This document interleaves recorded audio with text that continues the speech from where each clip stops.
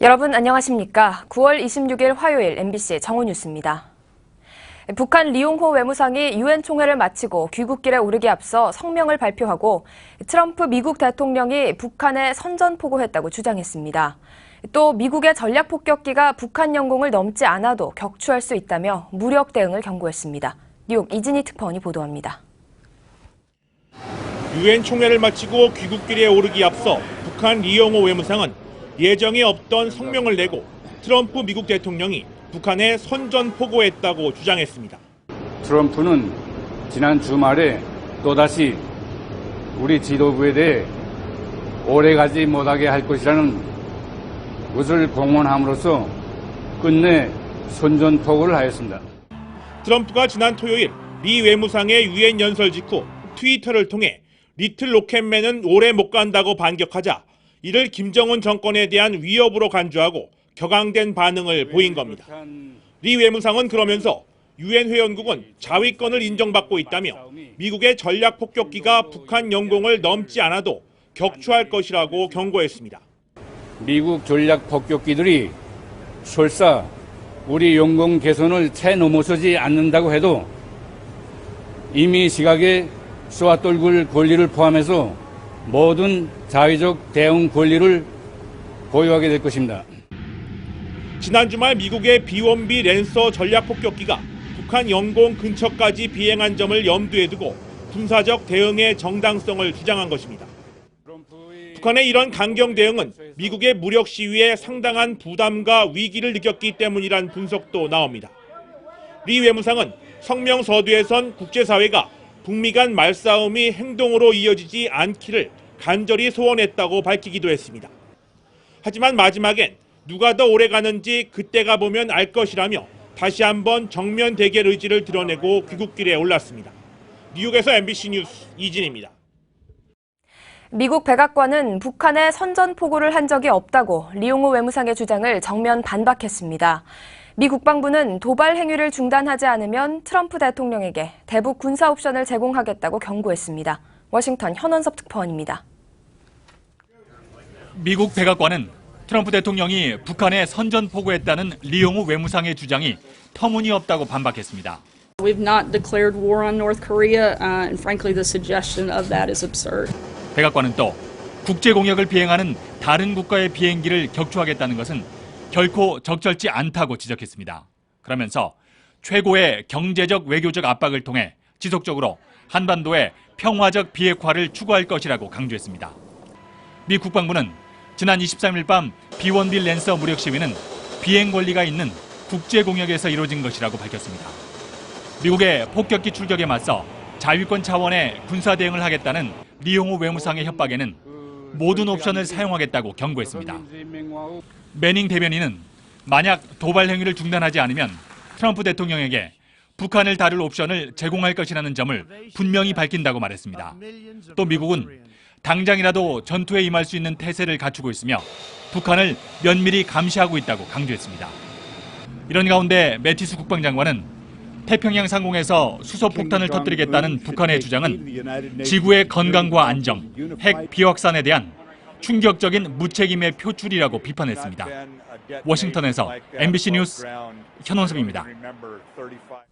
안토니오 구테르스 유엔 사무총장이 미국과 북한이 주고받는 발언 수위가 높아질수록 잘못된 판단을 할 위험성이 커진다는 우려를 표명했다고 워싱턴 포스트가 보도했습니다. 스테판 두자릭 유엔 대변인은 워싱턴 포스트와의 인터뷰에서 미국을 방문 중인 리용호 북한 외무상이 트럼프의 선전포고에 상응하는 자위권을 행사할 수 있다고 언급한 데 대해 구테르 총장이 우려를 표했다며 한반도 문제의 평화적 해결을 당부했습니다. 북미 간 거친 발언으로 긴장감이 고조되면서 류제 유엔 주재 중국 대사도 이 같은 위험한 상황은 누구에게도 도움이 되지 못한다며 한반도 핵 문제의 유일한 해법은 협상이라고 강조했습니다. 더불어민주당과 정부가 몰카 범죄 대책을 마련하기 위한 당정 협의를 열었습니다. 지하철과 같은 다중이용시설에서 일제 점검을 실시하고 불법 촬영물을 유포할 경우 처벌도 강화하기로 했습니다. 김준형 기자가 보도합니다. 더불어민주당과 정부는 인터넷으로 손쉽게 구할 수 있는 변형 카메라, 이른바 몰카에 대한 수입과 판매 규제를 강화해 일반인들이 쉽게 몰카를 구입하지 못하도록 하기로 했습니다. 온라인 유통망을 운영하는 정보통신 사업자에 대해서도 불법 영상물의 유통 사실을 알았을 경우 삭제와 차단 의무를 부과하기로 했습니다. 지하철과 철도, 역사 등 다중 밀집 시설에 대해서는 몰카 일제 점검을 정기적으로 실시하는 등 단속을 강화하기로 했습니다. 영상 유포자에 대한 처벌이 솜방망이에 그쳤다는 지적에 따라 개인 영상을 제3자에게 제공하거나 유출하면 취득한 금품을 몰수하기로 의견을 모았습니다. 보복성으로 유출된 이른바 리벤지 포르노에 대해서도 유포자 처벌을 강화하기로 했습니다. 피해자에 대해서는 의료와 법률 지원을 받을 수 있는 원스톱 종합지원센터를 마련하기로 했습니다. 이런 가운데 오늘 국회 정보위원 간담회에 참석한 국가정보원은 최근 미국의 전략폭격기 B-1B 랜서 편대가 동해 국제공역을 비행했을 때 북한이 아무 대응 조치도 하지 않았다고 전했습니다. 또 우발적 충돌을 우려해 DMZ 주변 지역에는 선보고 후조치하라는 지시를 내린 것으로 알고 있다고 설명했습니다. MBC 뉴스 김준영입니다. 검찰이 박근혜 전 대통령의 1심 재판을 심리 중인 법원에 박 전 대통령에 대한 추가 구속영장을 발부해달라고 공식 요청했습니다. 검찰은 오늘 서울중앙지법에서 열린 박 전 대통령의 속행 공판에서 피고인의 구속기한인 다음 달 16일 24시까지는 증인신문을 마칠 수 없을 것으로 생각된다며 이같이 요청했습니다. 검찰이 추가로 영장을 발부해달라고 한 공소 사실은 SK와 롯데 관련 뇌물 사건으로 법원이 추가 구속영장을 발부하면 구속기간은 최대 6개월 더 연장됩니다. 이명박 정부 시절 국정원의 정치 공작을 진두지휘한 의혹을 받는 원세훈 전 국정원장이 오늘 오후 2시 피의자 신분으로 검찰에 소환돼 조사를 받습니다. 지난달 30일 국정원 댓글 사건 파기환송심 재판에서 징역 4년과 자격정지 4년을 선고받고 법정 구속된 후 첫 조사입니다. 원 전 원장은 최대 48개에 달하는 사이버 외곽팀을 운영해 정치와 선거에 개입하고 이들에게 70억 원가량의 국가 예산을 부당 지원한 혐의 등을 받습니다. 이명박 정부 국정원 사이버 외곽팀을 관리하며 댓글 활동을 지시한 혐의 등으로 영장이 청구된 전 국정원 심리전단 중간 간부 2명의 구속 여부가 이르면 오늘 결정됩니다. 국정원 심리전단 과장급 간부였던 장모 씨와 황모 씨는 오늘 오전 구속 전 피의자 신문에 출석했으며 각종 의혹을 묻는 기자들의 질문에 답하지 않고 곧바로 법정으로 향했습니다. 검찰에 따르면 장 씨 등은 다수의 사이버 외곽팀 관리 업무를 담당하면서 선거에 영향을 줄 수 있는 게시글이나 댓글 등을 온라인에 유포하도록 한 혐의를 받고 있습니다. 미국 트럼프 대통령이 문화예술계와 첨예한 갈등을 빚은 데 이어 스포츠계와도 각을 세우고 있습니다. 미국 최대 인기 스포츠인 프로 풋볼 선수들이 국가 연주 때 인종차별의 항의에 무릎을 꿇자 트럼프는 저주에 가까운 분노를 쏟아냈습니다. 로스앤젤레스 이주훈 특파원입니다. 현지 시간 24일 미국 전역의 미식축구 경기장. 각 구단의 선수들이 미국 국가가 연주되는 동안 국기에 대한 예를 표하는 대신 무릎을 꿇거나 서로 팔짱을 끼고 있습니다. 트럼프 대통령이 국기와 국가 연주에 예를 표하지 않는 일부 선수를 비난하자 더 많은 선수들이 반발하고 나선 겁니다. 트럼프 대통령은 최근 욕설을 섞어가며 해당 선수들을 해고할 것을 구단주들에게 요구했습니다. Wouldn't you love to see one of these NFL owners, when somebody disrespects our flag, to say, get that son of off the field right now, out, he's fired. 국가 연주 시 무릎을 꿇는 행동은 지난해 샌프란시스코 49어스의 쿼터백이었던 콜린 캐퍼닉으로부터 시작됐습니다. 그는 당시 인종차별과 경찰의 흑인 사살에 항의하며 이 같은 행동을 취했고 여러 선수들이 동참했습니다. 팬들의 반응도 갈렸습니다. There's a lot of things, bad things going on in the world. Somebody disagrees, they should be able to protest how they feel is necessary. It should be done somewhere other than a football stadium.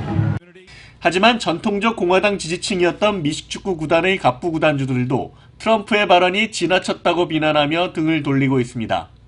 최근 미식축구 시즌의 개막을 맞아 트럼프 대통령이 다시 이 문제를 거론한 것은 백인 지지층의 결집을 위한 노림수라는 해석도 나오고 있습니다.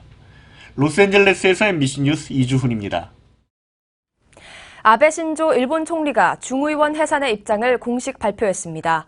이에 따라 일본 정계는 선거 정국으로 들어서게 됐습니다. 도쿄에서 강명일 특파원이 전해드립니다. 아베 신조 일본 총리가 오는 28일 임시국회가 열리자마자 중의원을 해산하겠다고 밝혔습니다.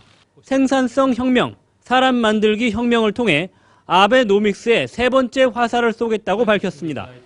生産性革命を我が国がリードすることこそ次なる成長戦略の最大の柱であります. 또한 소비세를 2019년에 10%로 올리고 늘어난 세수입으로 고등교육과 무상교육에 투자하기로 하고 국민의 뜻을 묻기로 했습니다. 또한 북핵 문제에 대한 정부 대응이 적절했는지 국민의 총의를 듣는 절차가 필요하다고 설명했습니다.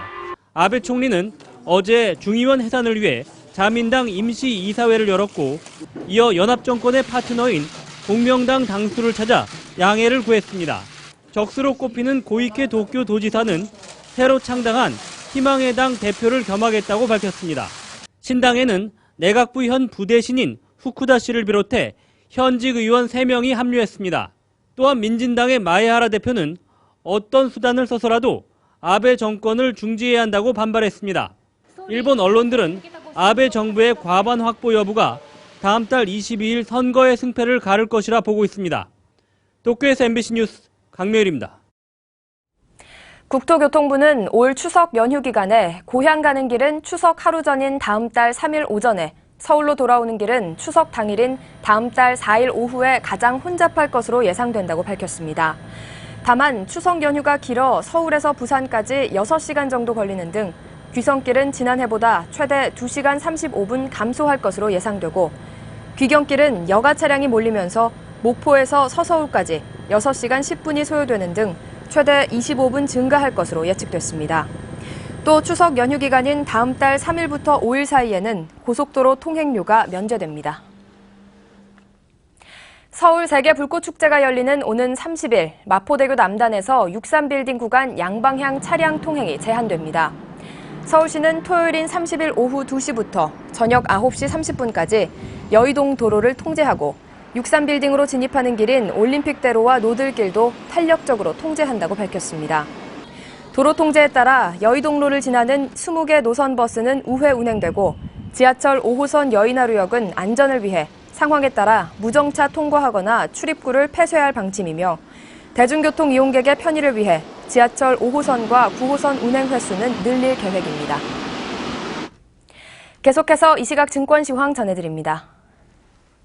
네, 삼성증권입니다. 오늘 코스피는 북한을 둘러싼 지정학적 우려가 지속되는 가운데 외국인과 기관의 매매 공방이 이어지며 보합권 흐름을 보이고 있습니다. 이 시각 현재 코스피는 어제보다 3.25포인트 하락한 2377.15포인트를, 코스닥 지수는 2.23포인트 상승한 644.27포인트를 기록하고 있습니다. 투자주체별 매매 동향을 보면 거래소 시장에서는 기관이 매수에 나서고 있습니다. 지난밤 뉴욕 증시는 북한과 미국의 긴장 고조로 투자 심리가 약화되며 3대 지수 모두 하락세로 장을 마쳤습니다. 시가총액 상위 종목에서는 SK 하이닉스와 우리은행이 2% 넘게 밀리고 있고 LG전자와 신한지주도 하락세를 보이고 있습니다. 반면 현대모비스와 삼성중공업은 상승 흐름을 이어가는 가운데 업종별로는 대부분 오르고 있고 유통 음식료품업이 1%대 상승폭을 기록하고 있습니다. 이 시각 현재 중국 증시는 내림세고 일본 증시도 하락하고 있습니다. 지금까지 삼성증권이었습니다. 남부 일부에 남아있던 미세먼지도 물러가고 있습니다. 전국에서 보통 수준을 회복했고요.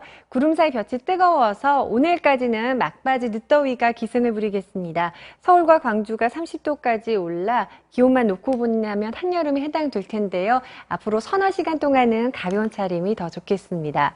오후엔 제주도부터 비가 오기 시작해 내일은 곳곳에 차가운 가을비가 내리겠습니다. 특히 남해상으로 저기압이 지나면서 남해안을 중심으로 벼락과 돌풍을 동반한 강한 비가 내리겠고요. 비가 그친 뒤엔 찬바람이 불면서 한층 쌀쌀해지겠습니다. 가을 외투 미리미리 준비해 두시기 바랍니다. 아직은 대부분 맑은 하늘인데 남서쪽에서 저기압이 다가오고 있습니다. 제주도에서는 비가 내리겠고 그 외 지역도 구름의 양이 늘겠습니다. 한낮 기온은 서울과 광주 30도, 대구 29도까지 올라 어제와 비슷하게 덥겠습니다. 주 후반엔 아침 기온이 10도 안팎, 낮 기온이 20도 안팎까지 내려가 쌀쌀하겠고 다음 주 초에는 한번 차례 비가 내릴 것으로 보입니다. 날씨였습니다. MBC의 정오 뉴스 마칩니다. 시청해주신 여러분 고맙습니다.